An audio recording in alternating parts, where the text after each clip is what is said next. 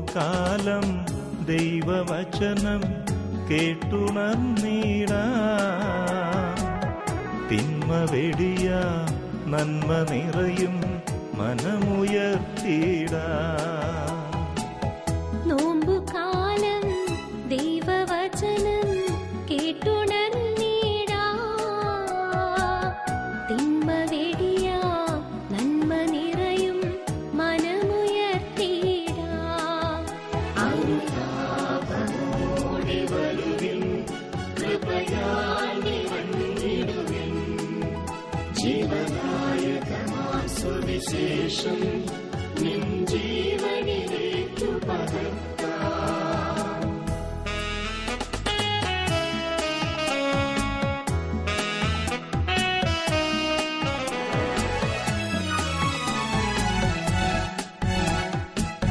ദൈവരാജ്യം ഭൂവിലുയർത്താൻ സ്നേഹമോടണയാം. വൈകിടാതെ യേശു നൽകും രക്ഷ നേടിടാം. ദൈവരാജ്യം ഭൂവിലുയർത്താൻ സ്നേഹമോടണയാം. വൈകിടാതെ യേശു നൽകും രക്ഷ നേടിടാം. ഉപവാസമോടെ പ്രാർത്ഥനയോടെ ദൈവസന്നിധിയിൽ ഒന്നു ചേർന്നിടാം.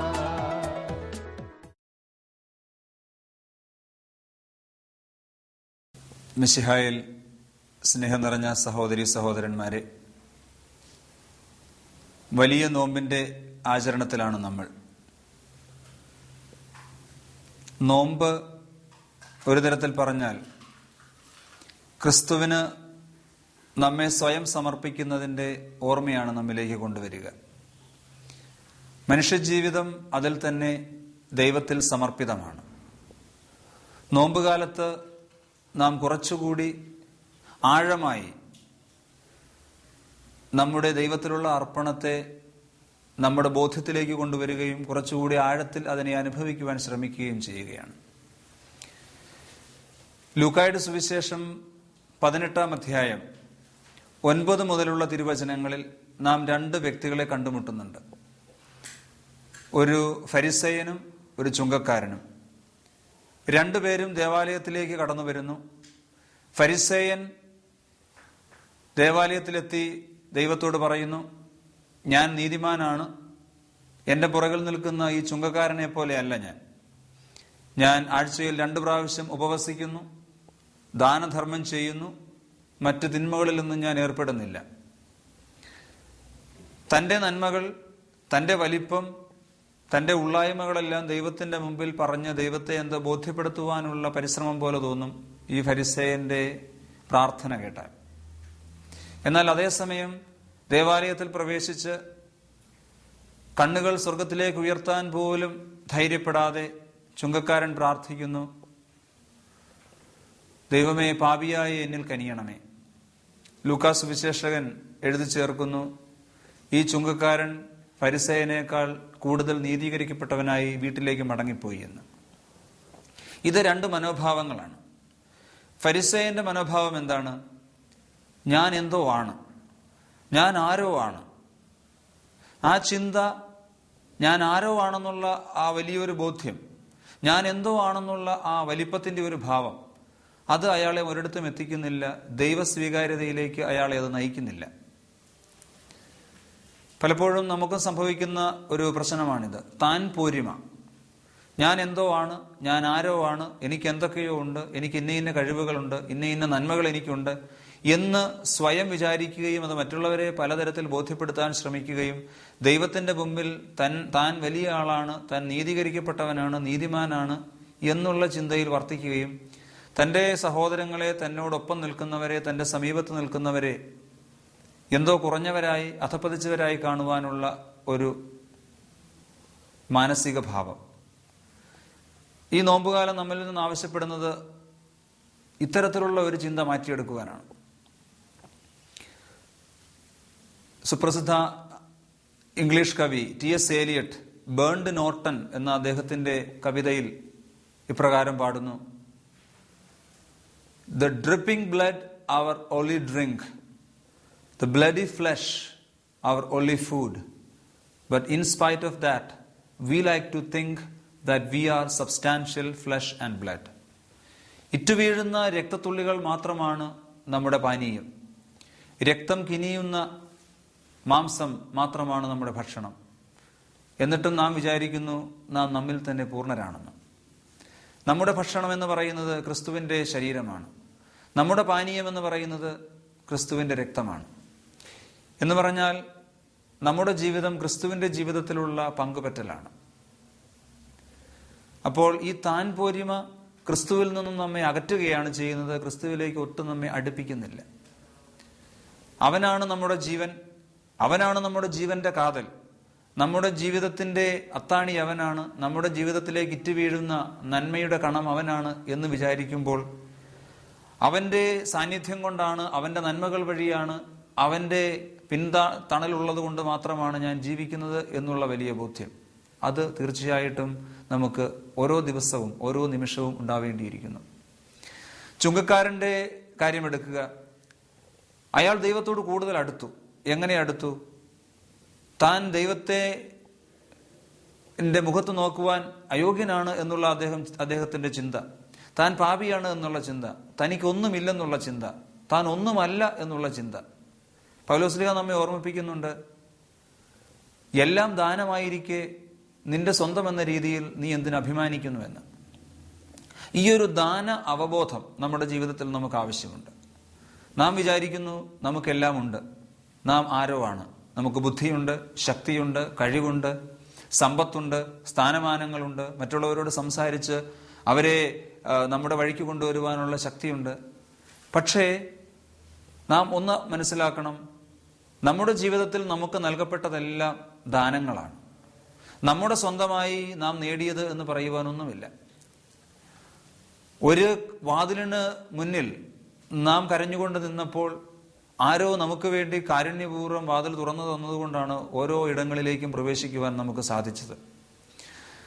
നമുക്ക് കിട്ടിയ ഓരോ നന്മയുടെ പിറകിലും മറ്റുള്ളവരുടെ ത്യാഗത്തിന്റെയും സ്നേഹത്തിന്റെയും കരുതലിന്റെയും കാരുണ്യത്തിന്റെയും കഥയുണ്ട് എന്ന് നാം മറന്നു പോകരുത്. ഈ വാതിൽ തുറന്നു തരുന്നവരെല്ലാം ദൈവത്തിലേക്ക് നമ്മെ അടുപ്പിക്കുന്നവരാണ്. നമ്മുടെ ജീവിതത്തിൽ നമുക്കുണ്ടായ നേട്ടങ്ങൾ, നമുക്കുണ്ടായ വിജയങ്ങൾ തീർച്ചയായിട്ടും നമ്മുടെ കഴിവുണ്ടായിരിക്കാം. പക്ഷേ നമുക്ക് ഈ കഴിവ് ആര് നൽകി? ഈ നന്മകൾ ആര് നൽകി? ഈ സമ്പത്ത് ആര് നൽകി? ഈ ജീവിതത്തെ വിജയപ്രദമാക്കുവാനുള്ള വഴികൾ കണ്ടുപിടിക്കുവാനുള്ള ബുദ്ധിശക്തി ആര് നൽകി? ഇതെല്ലാം ദൈവത്തിൽ നിന്ന് നമുക്ക് ദാനമായിട്ട് കിട്ടിയതാണ്. അപ്പോൾ ദാന അവബോധം, എൻ്റെ ജീവിതം ഒരു വലിയ ദാനമാണ്, എൻ്റെ ജീവിതം നിറയെ കടങ്ങളാണ്, മറ്റുള്ളവർ എനിക്ക് നൽകിയ കടമായി നൽകിയ ജീവിതമാണ്, ദൈവം എനിക്ക് കടമായി നൽകിയ ജീവിതമാണ്, വീട്ടിൽ തീർക്കുവാൻ ഒത്തിരിയേറെ കടങ്ങൾ എൻ്റെ ജീവിതത്തിൽ ബാക്കിയുണ്ട് എന്ന് ഞാൻ വിചാരിക്കുമ്പോഴാണ് ഞാൻ വിനീതനാകുന്നത്. ഈ വിനീത ഭാവമാണ് ദൈവത്തിലേക്ക് നമ്മെ കൂടുതൽ അടുപ്പിക്കുന്നത്. ചുങ്കക്കാരന്റെ പ്രാർത്ഥന അതുതന്നെയാണ് നമ്മെ പഠിപ്പിക്കുന്നത്. ഞാൻ ദൈവത്തോട് അടുക്കുവാൻ അയോഗ്യനാണ്, ദൈവത്തിന്റെ നേരെ നോക്കുവാൻ ഞാൻ അയോഗ്യനാണ്, ദൈവത്തിന്റെ മുന്നിൽ ഞാൻ ഒന്നുമല്ല, ദൈവത്തിന്റെ മുമ്പിൽ ഞാൻ ഇല്ലായ്മയാണ്, എനിക്കുള്ളതെല്ലാം ദൈവത്തിന്റെ ദാനമാണ് എന്നുള്ള ചിന്ത.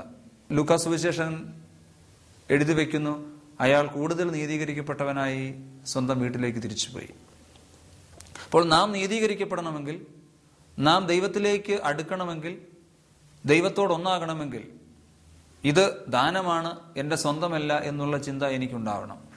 നാം പലപ്പോഴും പറഞ്ഞു കേൾക്കാറുണ്ട് സെൽഫ് മെയ്ഡ് മാൻ. സ്വന്തം അധ്വാനത്തിലൂടെ, സ്വന്തം കഴിവിലൂടെ, സ്വന്തം പ്രയത്നത്തിലൂടെ വളർന്നു വന്ന ചില വ്യക്തികളെ കുറിച്ച്. അത് വിവിധ രംഗങ്ങളിലാകാം, ബിസിനസ് മേഖലയിലാവാം, അക്കഡമിക് രംഗത്താവാം, മറ്റ് ഏത് രംഗങ്ങളിലുമായിക്കോട്ടെ, സ്വന്തം അധ്വാനം വഴി വളർന്നു വന്ന വ്യക്തികൾ എന്ന രീതിയിൽ നാം ആൾക്കാരെ പരിചയപ്പെടാറുണ്ട്, ആൾക്കാരുടെ കഥകൾ വായിക്കാറുണ്ട്, പുസ്തകങ്ങളിൽ നാം വായിക്കാറുണ്ട്, മാഗസിനുകളിൽ വായിക്കാറുണ്ട്. പക്ഷേ ഈ സെൽഫ് മെയ്ഡ് എന്ന് പറയുന്നത് ശരിക്കും സെൽഫ് മെയ്ഡ് തന്നെയാണോ എന്ന് നാം ചിന്തിക്കണം. സെൽഫ് മെയ്ഡ് എന്ന് പറയുന്ന വ്യക്തിക്ക് അയാളുടെ ജീവിതത്തെ ഒരു പ്രത്യേക സാഹചര്യത്തിൽ, ഒരു പ്രത്യേക ബിന്ദുവിൽ സ്വാധീനിച്ച ചില ആശയങ്ങളുണ്ടാവാം, ചില വ്യക്തികളുണ്ടാവാം, ചില സംഭവങ്ങളുണ്ടാവാം, ചില പ്രത്യേക സാഹചര്യങ്ങളുണ്ടാവാം. ഈ സാഹചര്യങ്ങളെ ഏറ്റവും ഭംഗിയായി ഉപയോഗിച്ച്, ഏറ്റവും നന്നായി വിനിയോഗിച്ച് അതിനുവേണ്ടി അധ്വാനിക്കുവാനുള്ള മനസ്സ് ഉണ്ടായി. അത് ആ അധ്വാനത്തിന്റെ ഫലമായിട്ട് വലിയ സ്ഥലങ്ങളിലേക്ക്, വലിയ നിലകളിലേക്ക്, വലിയ ഉന്നതികളിലേക്ക് എത്തിച്ചേർന്ന മനുഷ്യർ. സെൽഫ് മെയ്ഡ് ആയിരിക്കാം, പക്ഷേ ആ സെൽഫ് മെയ്ഡ് എന്ന് പറയുന്നത് അദ്ദേഹത്തിന്റെ മാത്രം കഴിവല്ല. ഞാൻ മുമ്പ് പറഞ്ഞതുപോലെ ഒത്തിരിയേറെ പേരുടെ നന്മകൾ, ഒത്തിരിയേറെ പേരുടെ സഹായങ്ങൾ, ഒത്തിരിയേറെ പേർ അയാളോട് കാണിച്ച കാരുണ്യങ്ങൾ, സാഹചര്യങ്ങളും സമയവും മറ്റ് സൗകര്യങ്ങളും എല്ലാം അദ്ദേഹത്തിന് അനുയോജ്യമായി വന്ന പ്രത്യേകമായ സാഹചര്യങ്ങൾ, ഇതെല്ലാം കൂടിയാണ് ഈ ഒരു മനുഷ്യനെ മനുഷ്യനാക്കി തീർത്തത്. തീർച്ചയായിട്ടും ഒരിക്കൽ വിജയമുണ്ടായപ്പോൾ അതിൽ മതിമറക്കാതെ കൂടുതൽ വിജയങ്ങളിലേക്ക് എത്തിച്ചേരുവാനായിട്ട് അയാൾ പരിശ്രമിച്ചിട്ടുണ്ടാവാം, തീർച്ചയായിട്ടും. പക്ഷേ ഈ പരിശ്രമങ്ങൾക്ക് ഒക്കെ പിന്തുണയായിട്ട് നിൽക്കുന്ന ദൈവത്തിന്റെ കാരുണ്യമുണ്ട്, ദൈവത്തിന്റെ കൃപയുണ്ട്. ഒരു ശ്വാസം മാത്രമേ ഉള്ളൂ നാം. ഈ ശ്വാസം നിലച്ചാൽ നാം ഒന്നുമായി തീരുന്നില്ല, നാം അവിടെ അവസാനിക്കുന്നു. നമ്മുടെ ഈ ശ്വാസം കാത്തു സൂക്ഷിക്കുന്ന, നമ്മുടെ ഈ നന്മകളെ കാത്തു സൂക്ഷിക്കുന്ന, നമ്മുടെ ബുദ്ധിയെ പ്രകാശിപ്പിക്കുന്ന, നമ്മുടെ കഴിവുകളെ വർദ്ധമാനമാക്കുന്ന, നമ്മുടെ പ്രയത്നങ്ങളെ ഫലപ്രാപ്തിയിലെത്തിക്കുന്ന, നമ്മുടെ ചിന്തകളെ പ്രകാശമാനമാക്കുന്ന ദൈവത്തിന്റെ കാരുണ്യമാണ് എല്ലാത്തിൻ്റെയും പിറകിൽ നിൽക്കുന്നത് എന്നുള്ള ചിന്ത വരുമ്പോൾ തീർച്ചയായിട്ടും നാം ഈ ചുങ്കക്കാരനെ പോലെ വിനീതനാകും ദൈവത്തിന്റെ മുമ്പിൽ. പലപ്പോഴും ഇന്ന് ഞാൻ വിദ്യാഭ്യാസ രംഗത്ത് പ്രവർത്തിക്കുന്ന ഒരാളാണ്. പലപ്പോഴും വിദ്യാർത്ഥികളുമായിട്ടൊക്കെ സംവദിക്കുമ്പോൾ പലപ്പോഴും നമുക്ക് തോന്നുന്ന ഒരു സംഗതിയുണ്ട്. പ്രത്യേകിച്ച് വിദ്യാർത്ഥികൾ അവർ വിചാരിക്കുന്നു, എനിക്ക് ഈ മാർക്ക് കിട്ടിയത്, അല്ലെങ്കിൽ എനിക്ക് ഈ ഒരു നല്ല ഒരു പരീക്ഷയിൽ വിജയം നേടിയത്, അല്ലെങ്കിൽ ഇത്ര നല്ല ഉയർന്ന റാങ്ക് എനിക്ക് കിട്ടിയത് എൻ്റെ കഴിവ് കൊണ്ടാണ്, എൻ്റെ അധ്വാനം കൊണ്ടാണ്, എൻ്റെ മാതാപിതാക്കളുടെ കഷ്ടപ്പാട് കൊണ്ടാണ്, അവരെന്നെ നല്ലൊരു നിലയിൽ എത്തിക്കുവാൻ വേണ്ടിയിട്ട് പരിശ്രമിച്ചത് കൊണ്ടാണ് എന്നല്ല അവർ വിചാരിക്കുന്നു പലപ്പോഴും. ഇതിന്റെ പിറകിൽ ഒത്തിരിയേറെ പേരുടെ കഷ്ടപ്പാട്, അവരെ പഠിപ്പിച്ച അധ്യാപകരുടെ സന്മനസ്, അവരുടെ ഉറക്കമിളപ്പ്, അവരുടെ കഷ്ടപ്പാടുകൾ, ഇവരെക്കുറിച്ചുള്ള ചിന്ത, ഇവരെക്കുറിച്ചുള്ള ആകുലത, ഇവരുടെ മാതാപിതാക്കളുടെ കഷ്ടപ്പാടുകൾ, അവരുടെ ആകുലതകൾ, ഈ കാര്യങ്ങളെല്ലാം പലപ്പോഴും അവർ മറന്നു പോവുകയോ അല്ലെങ്കിൽ അറിഞ്ഞിട്ടും അറിയാത്ത പോലെ നടിക്കുകയോ ചെയ്യുന്ന അവസരങ്ങൾ പലപ്പോഴും നമുക്ക് കാണുന്നുണ്ട്.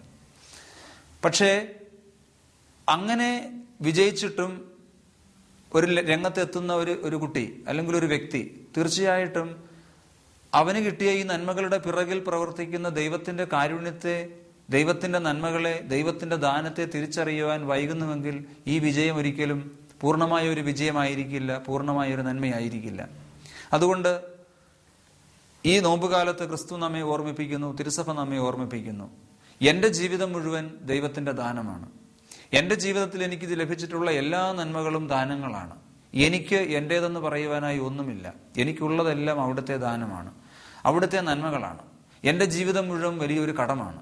എന്റെ സഹോദരങ്ങളോട്, എന്റെ മാതാപിതാക്കളോട്, എന്റെ അധ്യാപകരോട്, എന്റെ ബന്ധുജനങ്ങളോട്, എന്റെ സുഹൃത്തുക്കളോട്, എന്റെ അയൽവാസികളോട്, എന്റെ ചുറ്റുമുള്ളവരോട്, ഞാൻ അറിയാത്ത ഒത്തിരിയേറെ പേരോട്, ഞാൻ കാണാത്ത ഒത്തിരിയേറെ പേരോട്, എനിക്ക് നന്മകൾ സമ്മാനിച്ച, പുഞ്ചിരി സമ്മാനിച്ച, എനിക്ക് വേണ്ടി പ്രാർത്ഥിച്ച, എനിക്ക് വേണ്ടി ഉറക്കമിളച്ച, എനിക്ക് വേണ്ടി അധ്വാനിച്ച ഒത്തിരിയേറെ പേരുടെ നന്മകളുടെയും പ്രാർത്ഥനകളുടെയും ഫലമാണ് ഞാൻ എന്ന് നാം മനസ്സിലാക്കുമ്പോൾ ഈ ചുങ്കക്കാരനെ പോലെ ഞാൻ ഒന്നുമല്ല, നിന്റെ കാരുണ്യത്തിന്റെ തണലിലാണ് ഞാൻ ജീവിക്കുന്നത്, എന്നെ നീ ഏറ്റെടുക്കുക എന്ന് പറയുവാനുള്ള വിശാല മനസ്സ് നമുക്കുണ്ടാകും.